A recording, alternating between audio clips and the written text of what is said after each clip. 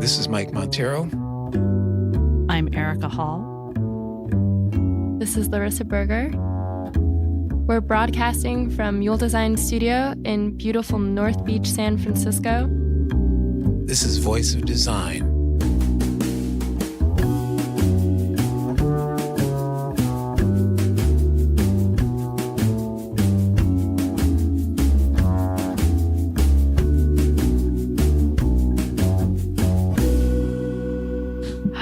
Okay. So the two Darrens. Yeah. So the first Darren was Dick York. Yeah, I know.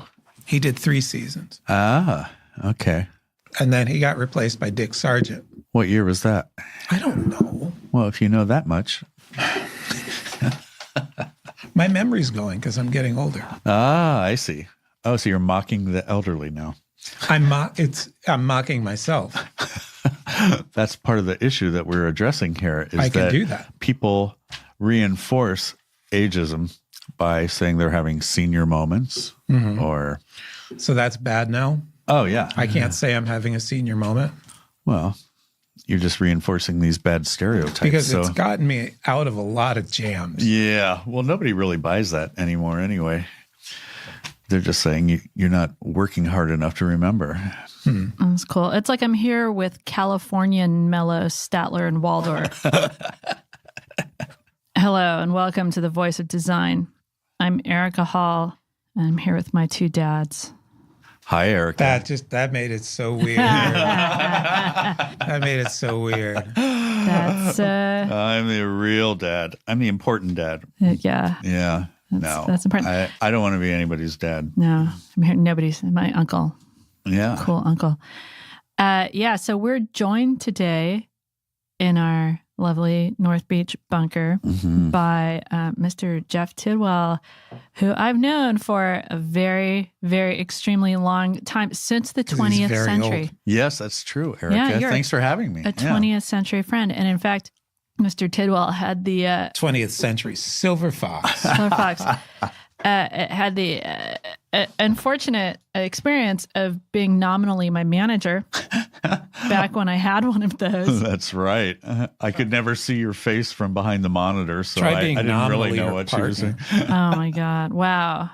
Yeah, those were good times. We all hung out in Erica's office back when people had offices. And I had a door. Yeah. And we would talk about, it was even before social networking. It was back when we were trying to monetize community. That's right. For children. That's right. Yeah. That worked out. Because we had an online community for people who liked video games, which seemed to make sense. Yeah. And that was a lot of fun. And we had a really thriving community. And then they pivoted. So we got to do everything. We got to experience the startup life and a lot of bad startup choices in the 20th century. Did all the things, started with something. People were into it. They didn't know how to make money from it. So they pivoted towards a way that was even less likely to make money. Yeah. And they brought me in right when they were pivoting. So everybody hated me from the get-go. I was stealing away this beautiful gaming community you had all created. And you're like, I'm here so you can stop doing the thing you've been working on and start doing something mysterious for children. Yes. And who were the teen idols at the time? You were Pop Girl, I recall. And, oh my God. They were Doo-Bopper, Bebopper, something or other. They were. We had little, like our avatars had little names. Yeah. And Jesse made very funny little characters for all of us. Jesse, big shout out to Jesse, who I'm still in touch with. He moved to Buffalo. He's shuffling on. He shuffled up to Buffalo. Hey, Jesse. Jesse, we talked about Erasure. Jesse was also a big fan of Erasure. Yeah. Yeah, so we worked for this startup that spun out of IDG, the publishing company, to do online community. Right. And then they sold to Warner Brothers or somebody. Nickelodeon. Nickelodeon. And we never saw $1. Did you? No, because it was sold for parts. It was like wound down. I left. I had a couple interviews. I interviewed with Yahoo. Nice. That would have been lucrative, but I was like, no. And then I got on a plane to Europe. Yeah. The last time you ever drove down 101, I think. Yeah. That was that time. No, I even took Caltrain. I remember I took Caltrain down and I walked through a Costco parking lot. I had to cross like Santa Lawrence Expressway. I had to cross Lawrence Expressway on foot. There were no sidewalks. I went to Yahoo. I ended up interviewing at Yahoo with somebody Mike knew from grad school, but this was before I met Mike. And that was sort of a weird coincidence, but I did not take that job. Yeah. It would have been such a sweet job working for Yahoo Games, but no. Yeah, just for a little while. I don't think for too long. But anyway, I mean, what we're talking about is that here we are all these years later. And I was already like much older than you at the time. I thought, and I was thinking about this today. It's like, I still see you as 20 years ago, Erica. I do too. I appreciate I would say I appreciate that, but I've been conditioned to say that that's good, right? That it's like, oh, my younger self is what I aspire to travel back in time to be, which is one of the issues. Like, why isn't it cool to be like 20 years later me? Yeah. Instead of 20 years ago me. You look so young for your age. How about that one? That's a good one, right? Oh, I know. That's a compliment, because being old is seen as really bad. Yeah. I think that'll start changing once the millennials all find their first gray hair. We're coming up on that. And so we're here to talk to Jeff now, because Jeff, you're in the business of being old. Yes, that's right. You're a professional old person. It's called the Silver Tsunami. I think I saw that movie on Market Street once. Yeah, you're going to see it more and more and more. It's a new Avengers movie. Yeah, I mean, the idea is that there are so many millions of people who are aging, first from the big rush of baby boomers that are now aging out. So the last baby boomer is now 55. And Gen Xers are now entering the 50 plus world. And so they're doubly confounded, you know. I mean, how did that happen? Yeah, it happened really fast. Cool. We don't really care. Yeah, that's Gen X. Exactly. Like, no, I mean, whatever. I think the thing about the aging business is that none of us really see ourselves that way until all of a sudden it really bonks you on the head. I mean, I was always the youngest guy in the crowd. I just did not see myself as anything except, you know, the hip cat who was younger than everybody else. And then suddenly, ba-boom, things started changing a little bit around me, and I was surprised by that. What were you like when you were cool? Well, you know, I was about 25 pounds lighter. That's part of it. You're like a little slip of a thing, too. Well, we can get into sizeism, too. Oh, with yeah. ageism. Yeah. Jesus Christ. Yeah. Talk about Lizzo. This whole episode is a hate crime.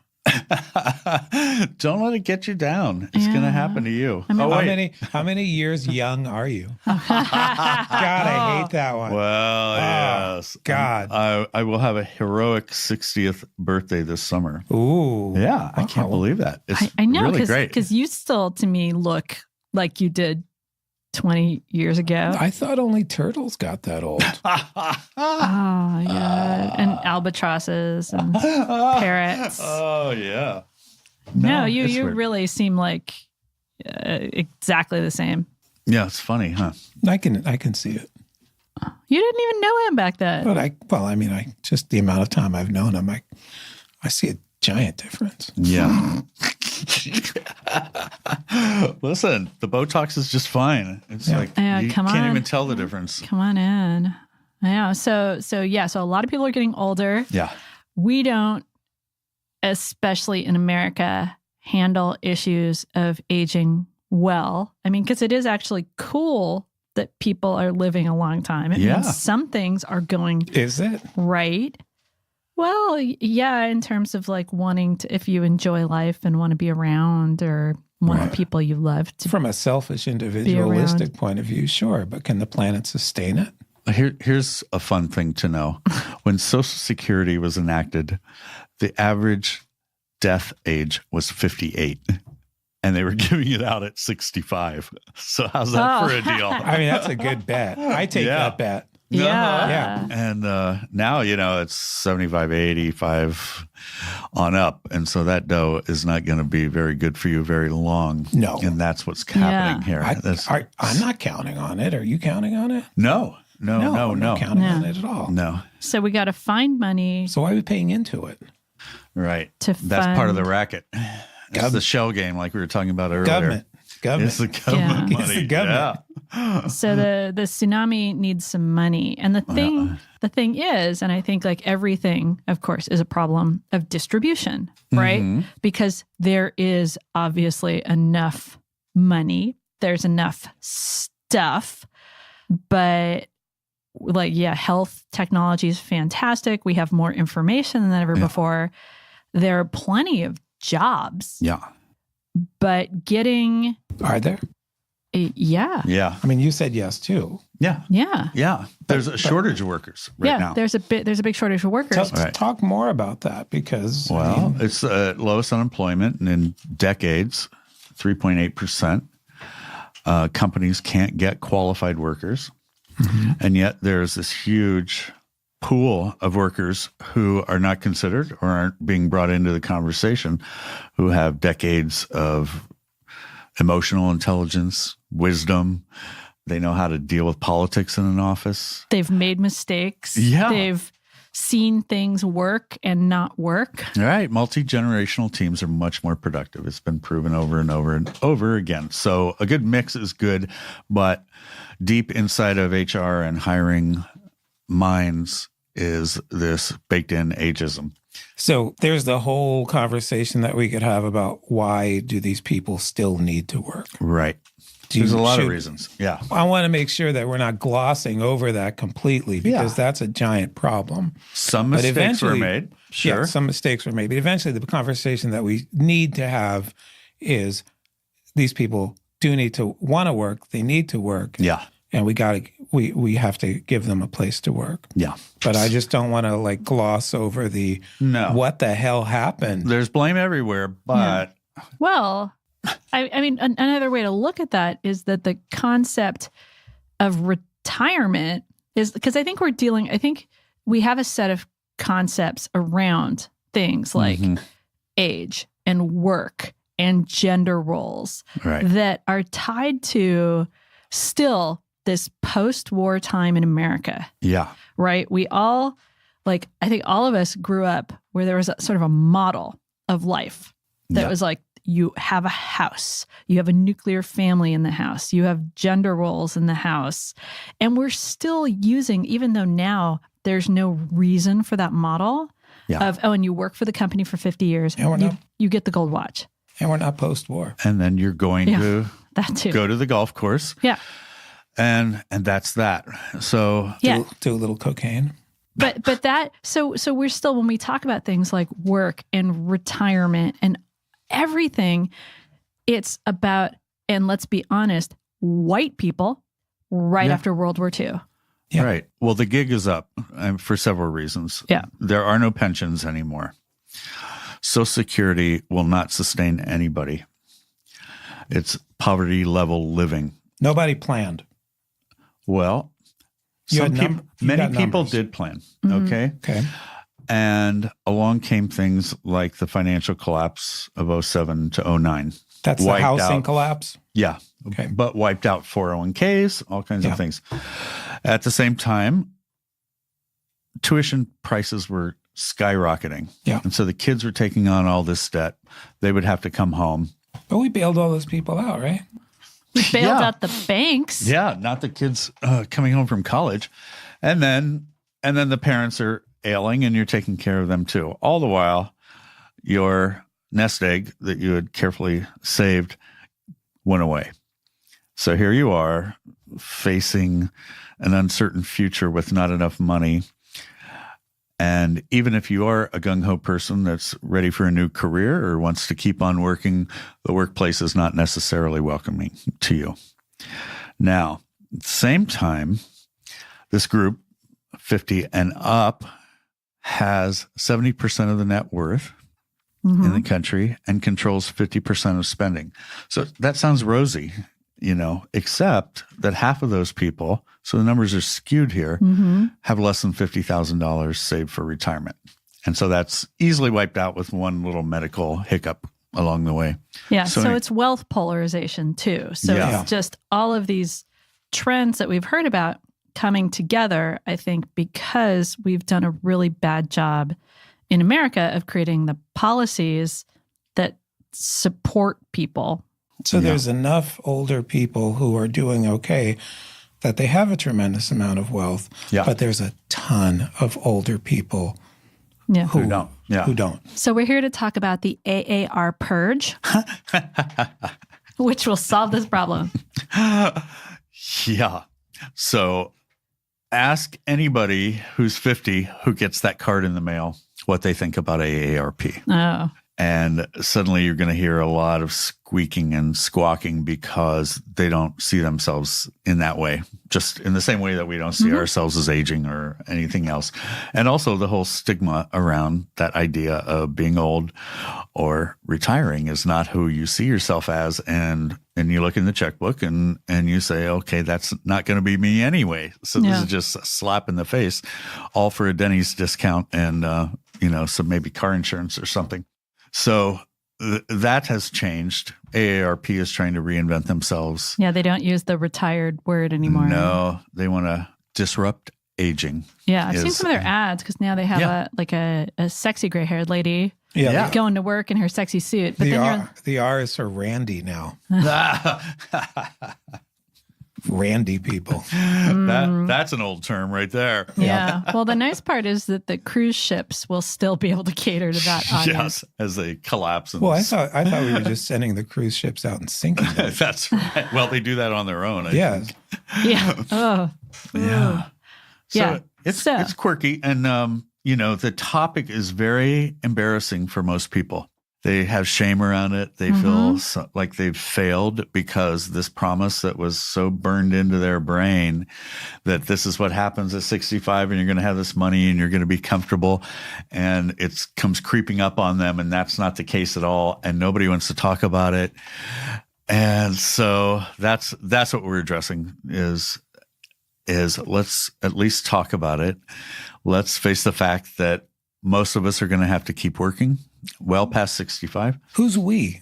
You said we. Well, I'm one of them. I'm of that generation too, and I don't see myself stopping anytime soon. That you said that's what we're addressing. Who's? Oh, we is next for me. I'm sorry. I thought that was. I was trying to pull it out. I was trying to pull it out. Nextforme.com is a resource for people over 50, and it addresses work. We give resources. We host events around the country to have these kind of conversations. Yeah, because old people are terrible at self-promotion, which we've seen here. Right. Oh, no, never mind. I'll just sit over here in the corner. Yeah, it's cool. Yeah, don't mind that's me. what we're doing. So it's how long have you been doing this? A year and a half. Cool. Yeah, and it seems like it's hit a chord. We're a little ahead of the game, I think. People are just starting to realize this is an issue. So I think that's good that we're kind of prepared and we know what topics are hitting people and how to talk about it and that kind of thing, which, part of it is a mindset issue as much as the system and the society and what we expected have failed us. We're also getting in our own way a lot of the time. And how so? Well, I don't want to use that new thing. That's hard. What's wrong with Microsoft Word and using their revision software for, thing I've been doing for 20 years? Yeah. And not to name names, we even have the silver-haired dude in the White House saying exactly that about technology. Is that silver? Whatever. Beige, taupe. Giving our people a bad name is all I know. Well, I already said it.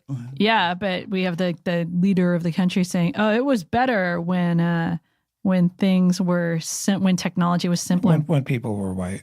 So there's 40% of the American population who buys into that, and that's not doing us any favors. because it's easier to grumble and say that, I choose not to keep growing, keep learning, be curious. If you're watching primetime TV every night or Fox News with somebody telling you how the way the world should be, why change? It's easier to sit there. It's like every issue, everything terrible. But I think we are at a great moment to talk about this, because we are talking about the fact that all of these institutions have failed us, and we've put that failure onto the individual. Like the real estate market failed, banks failed, college failed, healthcare failed, and we've translated that, or at least in society, we've translated that into a message of individual failure, right? As opposed to, oh, look who's doing well. It's the people who already had privilege. And so this is a great moment to re-examine, like, what is society for? It's for taking care of ourselves and admitting that, like, it's necessary and right and not a personal failing. It's part of about being human in a community. Right. Is that we have all these resources and we need to really think about how to distribute them better. Okay, now we're coming for the wealth of the boomers. Yeah. But also helping people take initiative and realize it's not all their fault. Right. If you look at this group of people, they're the people who addressed civil rights, gay rights, human dignity, and personal development, and we've been through this before, and we know how to organize, and we know how to stand up and fight for what we think is right.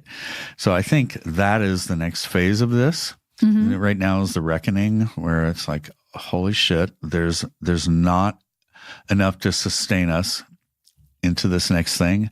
And health insurance is a problem. Even Medicare, believe me, it's a cluster. And so there will be something of a movement that comes out of this from people who've done that before and know how to do it. Yeah, I've definitely seen them at the marches back, like when they have the signs that are like, I can't believe I'm still like marching for this bullshit or whatever. Right. Like you can very easily take that energy and put it into anti-ageism. Yeah. It's going to switch because the money is going to be going in another direction. We talked about this a little bit ago. There was legislation against ageism that got swapped around in 2009 that said if you claim that you've been a victim of ageism in some way, it's up to you to prove it, not the employer. Now there's bipartisan, both houses legislation that is going to switch that. A lot of support. And so that's going to say that employers are going to have to prove that they did not engage in this. And there was a huge study in Politico, I think, where they looked at IBM and how it was so systematic over the last 10 years of people just getting pushed out. And it was pretty obvious what was going on, but nobody could prove it. And so with the obligation being on the employer now, I think we're going to see a lot more activity around making sure it doesn't happen in the first place. Well, are we talking about just tech here or? Oh, no, it's much broader than that. Okay. Tech is especially brutal. Give me some examples of ageism in the workplace, because I bet there's a ton of people listening, 3 people listening right now, who are probably thinking, oh, well, I don't do that. And right. I mean, it's as simple as cultural references. The eye rolling when you mention that David Bowie moment that changed your life or something, and your younger peer has no idea who that is and doesn't know what you're talking about and doesn't care to find out. That's one example. Do you know who Lizzo is? Oh my God, I love Lizzo. Oh, yeah. Okay. So yeah, see, I'm still as hip and thin as ever. You're still so spry. Because the kids are into Lizzo now. I'm really into Lizzo. Yeah. So that's else? One example. Okay, you're in an interview. If you get the interview, by the way. Talk about that. AI and HR will scan through. What do you mean resumes. AI? Artificial intelligence, Michael. I know, but what's AI got to do with resumes? Right. So it says it depends on who's programming this AI to begin with. Is it someone who has some age bias to begin with and says, if we see that they graduated from college after 85, reject that resume.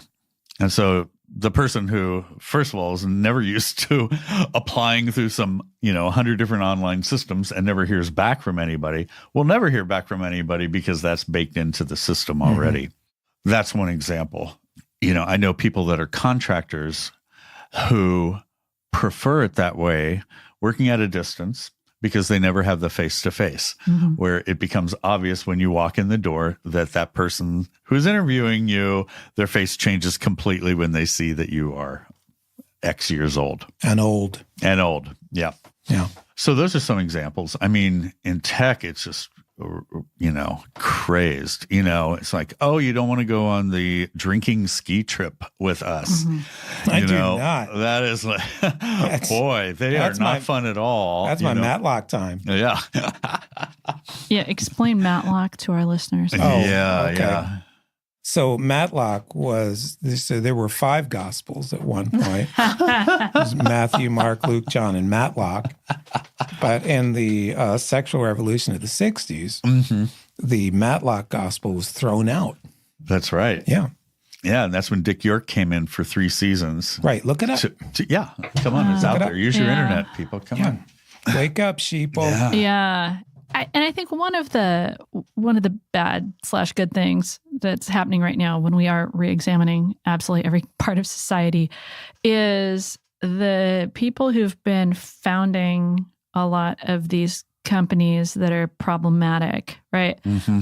A lot of times it's been the case that it's been like young founders with insufficient guidance and insufficient experience who suddenly find themselves in charge of really consequential decisions about platforms. Well, you have to be old enough that you've read a second book, Beyond Atlas Shrugged.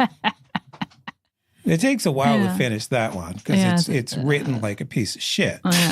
So there are younger people. So there are older investors who see their younger selves, right? This kind of bias is like is pretty well known. They give money to people who remind them of themselves at a younger age or of their daughter. As we can see with Theranos, right, was a great example of a bunch of older people being swayed by the promise of youth and Henry Kissinger getting moist-eyed looking at Elizabeth Holmes. So they have no mentors. So, there's nobody in there that's saying, there's an easier way for you to handle this than being a jerk. You can sort of listen to other people. Mm-hmm. You can find your way to not make everything political. And that sometimes requires people who have more experience. And so you bring them in that way. One of our advisors is a guy named Chip Conley who had a hotel business, sold it in 2009, was kind of looking around what to do in the world. And the young CEOs of Airbnb said, would you like to come in here and mentor us and teach us how to be a hospitality company? And that's one of the rare examples, I think. For Chip, it turned out to be he learned more than they learned maybe from the whole thing. But at least they had the open mind to say, we don't know everything, and we could use that sort of management support. Because I think we still have this kind of lone entrepreneur, lone design genius mindset, but all of us can think of like teachers we had growing up or mentors or people like family members or something who really helped us and supported us and allowed us to achieve our potential. But then there's this, I think, myth, and it's another one of those myths that's a barrier. So if you're like a young entrepreneur or designer and you have a lot of like decisions you're in charge of, like looking to older people would make you seem like, oh, you're not forward looking, you're not future looking, but you've got to understand the past in order to. It's like only hanging out with people who have your point of view. It's boring and you don't grow in those scenarios. Intergenerational collaboration is not a bad idea. don't just hang out with people. That goes Absolutely. both ways. Yeah. Yeah. No, I get tons of stuff from, I have some formal mentoring arrangements with people. I love them, I mean, if we learn anything from the last few years, is that diversity in the workplace is necessary. Yeah. And I mean, you mentioned earlier when we were chatting before we started recording that the last ism that we're beginning to deal with is ageism. That's right. Yeah. You mentioned a conference. Yes. And this was do you remember which one? Tech Inclusion was an interesting one that I spoke at a couple of years ago. And the one coming up is the forum in Minneapolis that deals with diversity and inclusion. The weird thing there, after 16 years, this is the first year that they will discuss age as a factor in diversity and inclusion. Just amazing. Yeah. Yeah. Wow. Yeah. Because I think it's kind of invisible. Right. Right. Yeah. And I think people are sort of like ashamed of it because we're taught that, old people should like be quiet and bake cookies or go off and play golf or something like that, as opposed to being part of a really interesting multi-generational group of people like doing interesting work together. I mean, we're living in a time where we're separated from different generations and we're not exposed, in classic big families. It was like grandma was living in the house and the kids were running around and everybody was, interacting with people in different generations. And even in the workplace, up until not so long ago, I think this really started being a different thing.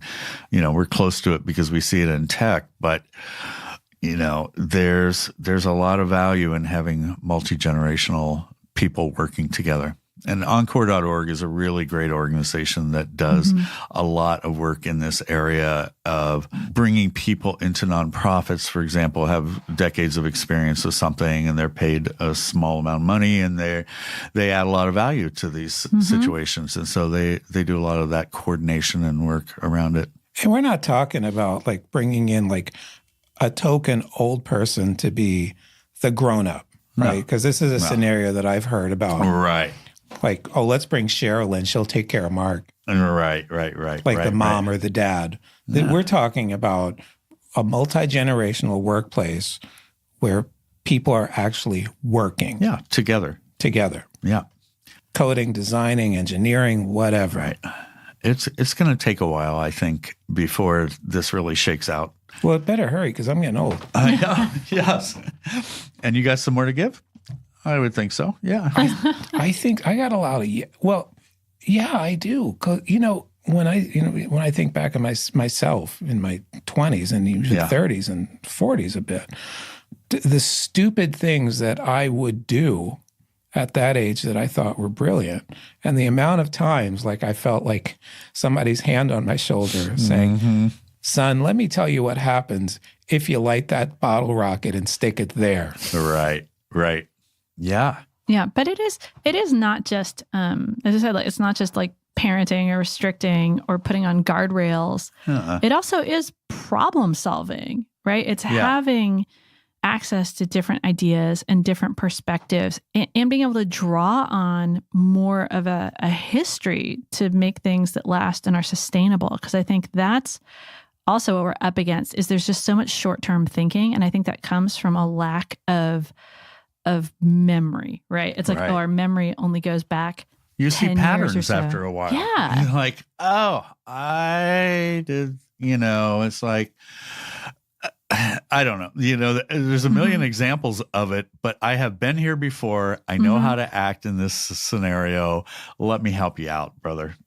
Just show you. This could be a little easier for you. Yeah. And you're going to have to figure it out yourself a few times here, but I can really help ease the way for you a little bit here. And it can be an exchange. Yeah. And I think a lot of it comes down to communication skills. Yeah. Because I even have friends who I've heard like, were interviewing for jobs. And these aren't even people who you would consider like older. They're just senior people. Yeah. And they're going into workplaces full of young people and having a communication disconnect because the whole idea of like, how do you talk about your expertise in a way that isn't just like, shut up and listen to me? Yeah. And how do you like ask questions and balance yourself so it's not so that you're like, hey, I have a lot to offer to this organization and I'm here to listen and learn myself, even though I'm a more senior person, even though somebody like in their 40s. And I think that's where it breaks down is communication skills. Like we're also just learning that those are essential, like design and business skills, which is something, again, people figure out again and again and again.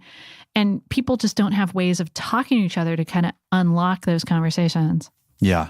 Another one of our advisors, Claire Martirana, works out of the White House to help modernize the Veterans Administration and their online tools and that sort of thing. And she's got the healthiest attitude I've seen of, I will sit and learn any new tool you bring to me.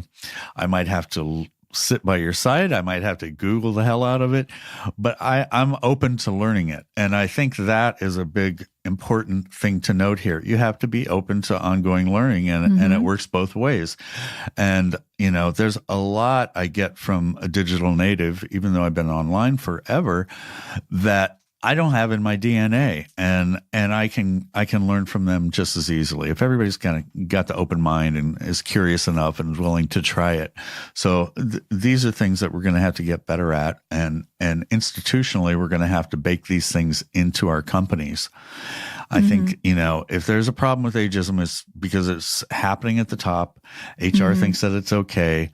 You can get a Facebook ad that says, I only want men that are, 20 to 35.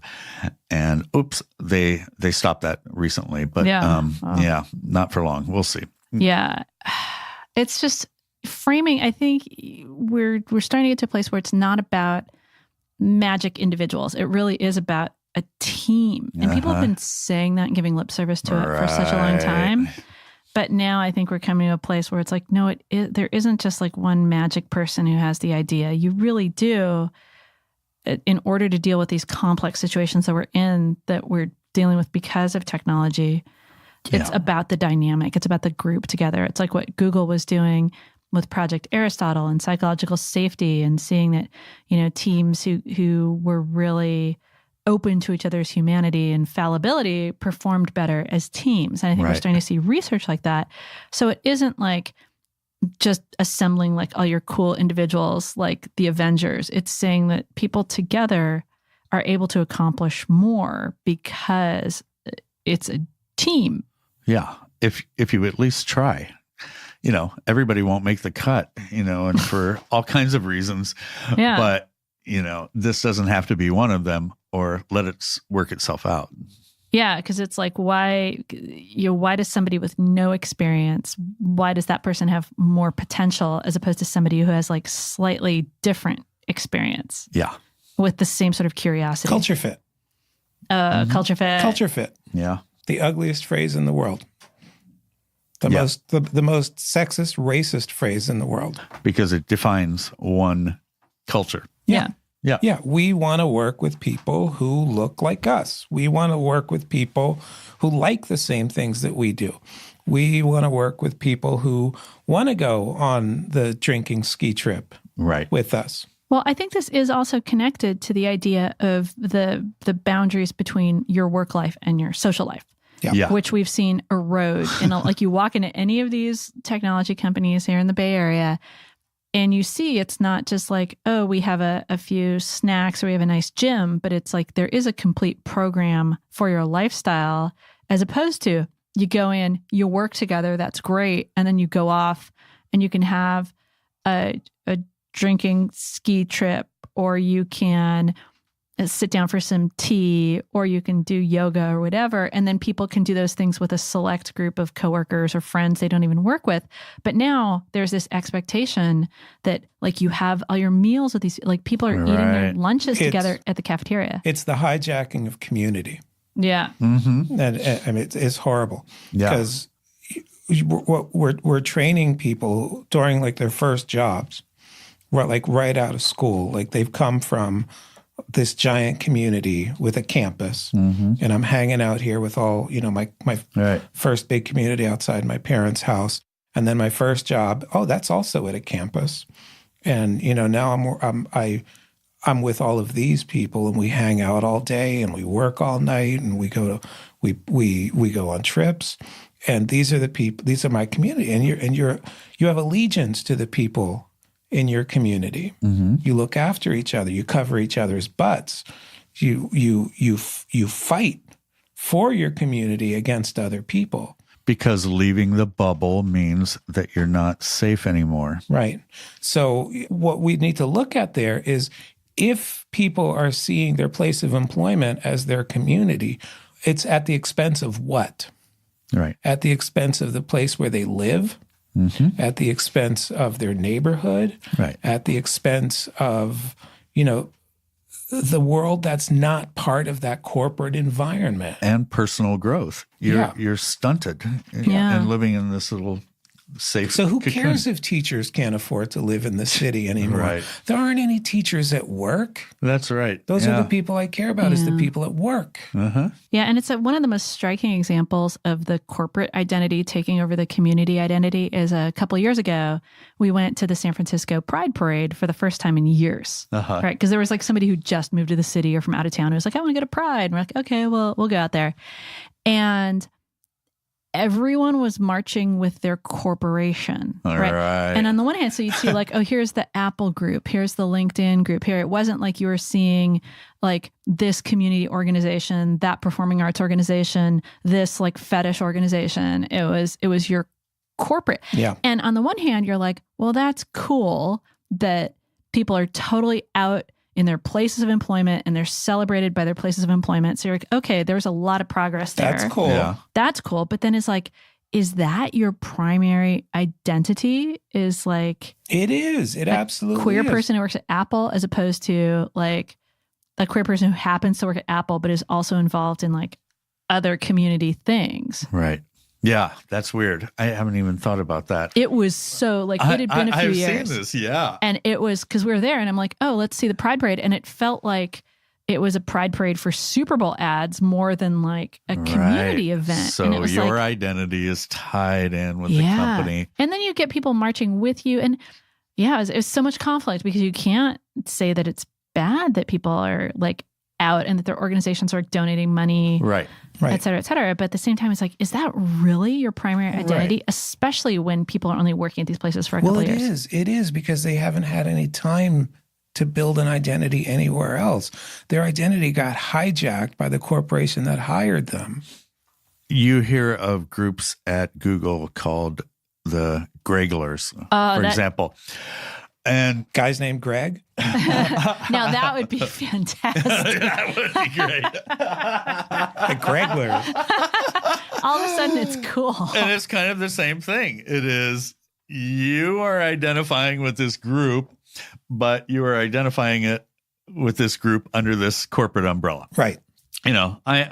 I don't know anything about it. I'm happy they have that. I think it's great, and it probably serves some people well. And if you're the parade organizers and you've got like a float from Google, LinkedIn, Apple, Uber, Lyft, and I assume that there's money behind those. Oh yeah. And all of a sudden, like Rudy's drag queen brunch buffet wants to put a float in the parade, like.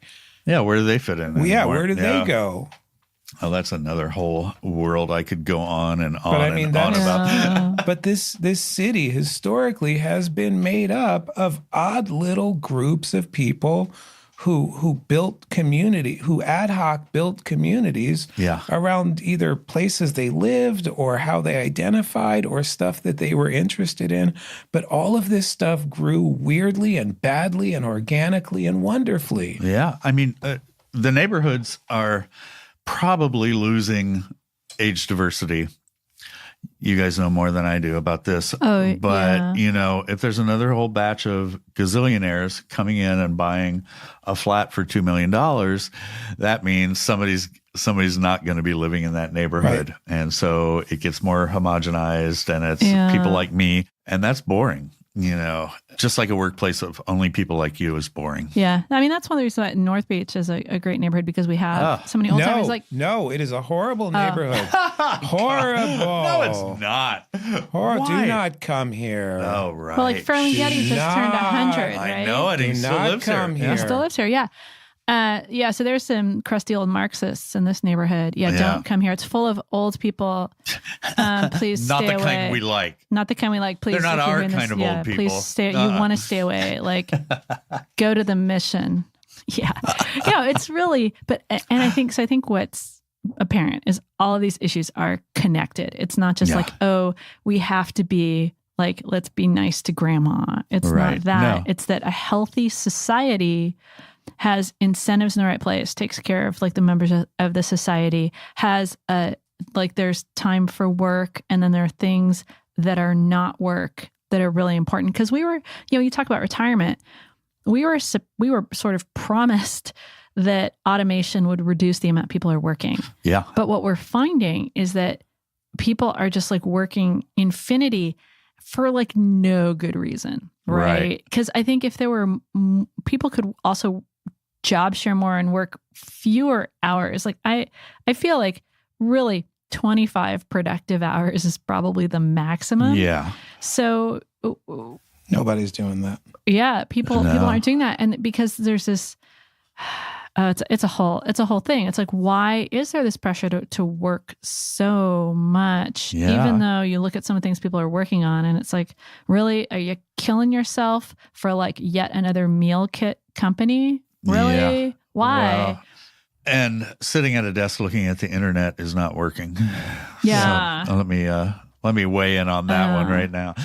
But some of the positive trends are things like remote work is really good because you don't have to go to a place, and you can like work in your home. And so for people, if somebody is less mobile, if somebody is having health problems, there are some real opportunities there. And so the sort of fitness tests for like getting a good job as far as like, health and all that stuff. Well, we're just learning how to give parents time with their children as they're raising them.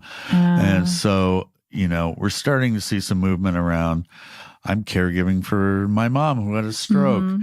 I need to be in the office less, and it's far from there by any stretch. But if you're transitioning into the next part of your career and maybe you're not wanting to work 40 hours a week, companies have got to get better at making that work for people. Yeah, it also goes back to this whole culture thing, because I recently did a workshop for an organization that's a software company primarily based in San Francisco, but that also has a New York office. So half the people in the workshop were here, half the people were in New York. And what they said was like, oh, the people in New York, even though the business is mostly on West Coast time, they still feel pressure. They feel social pressure to like show up and work these really, really long days. Wow. And there's still, so I think we have to let go. We have to let go of the idea that you always have to look busy. Because I think people are doing so much extra work just to look busy, because so much of our work is kind of invisible. So what if it were cool to just only work during the times you are productive, and everybody sort of accepted that and said working less and getting more done is actually awesome, but there's still this pressure to look busy. The greatest gift computers ever gave us is that jerking around and working look exactly the same. That's right. Yeah. Exactly the same. Hey, there's another reason why we don't hire old people, which we need to address. They're expensive. They break their hips a lot. Yeah. Young people don't go to the doctor except to get their, anti-anxiety meds and shit. But I mean, the truth is they show up to work more. Right. Yeah. But when, we have stuff happen to us. Right. But health coverage is health coverage, whether you're 85 or 40. No, it's different. No, if you come in and the more you start using it, the more expensive it gets for the company. Oh, no. Right? I mean, Oh, yeah. Yeah. Okay. What do I know? Yeah, the premiums go up. Yeah, premiums go up. Like a lot. So if we hire a bunch of 25-year-olds here and they never go to the doctor, our insurance company loves that shit. Well, and you can offer, in terms of the plans you offer, you can just offer a less good plan because people don't go to the doctor. But if it's somebody who's older, somebody with a family, somebody dependent, somebody like that, You have to. Oh, and they start adding spouses and kids. Yeah. Insurance companies hate that crap. It almost makes you think there should be healthcare for everybody. And not connected to the place where you work. What? Yep. That sounds like it might actually be good for business. Right. It is seriously good for business. I mean, I want to offer the people who work for us the best health care that we can offer them. And we always have. And we always have. And it's expensive. So expensive. Yeah. It's expensive. Oh, yeah. Because we've always covered like full health care for people and like a really, really good plan. And like with no contribution from them. Because that was like, and that's a lot of money. Communists. You guys. Yeah. Right. And, I mean, one of the things that we need to do to solve this problem and other problems is to separate insurance from employment. Yes. Completely. Yes. Yeah. Just like money from politics. Yep.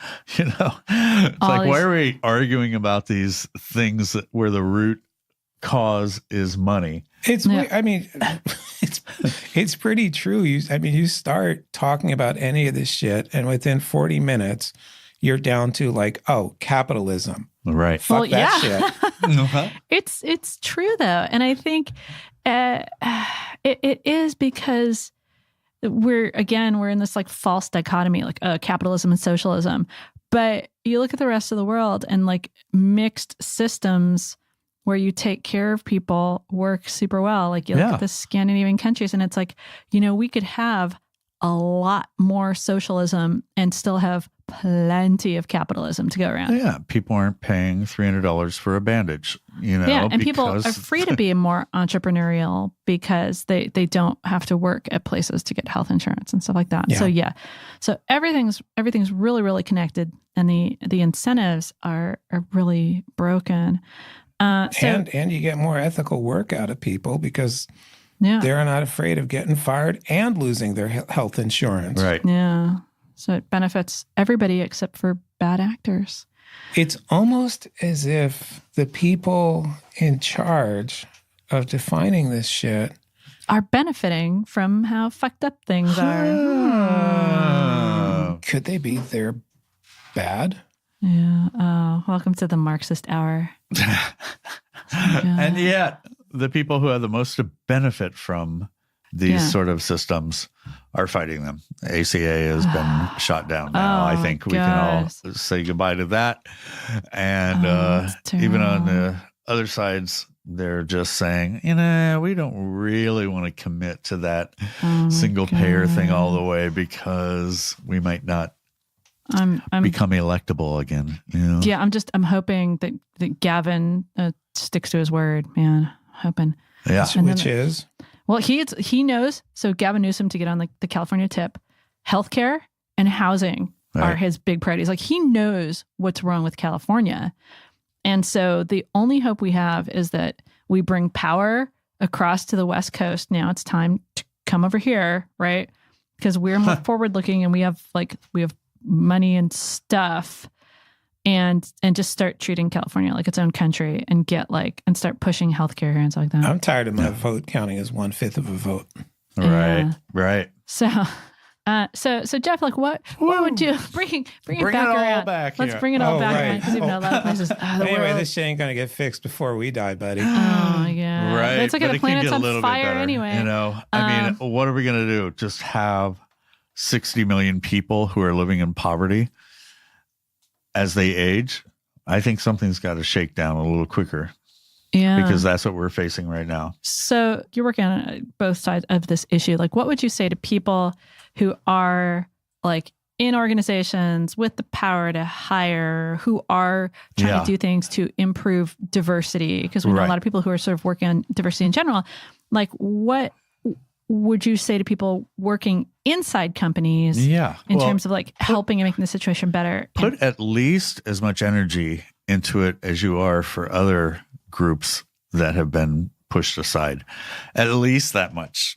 And you'll begin to see people shaking their heads and coming to the reality that this is actually something that is a problem, because people don't see it as a problem.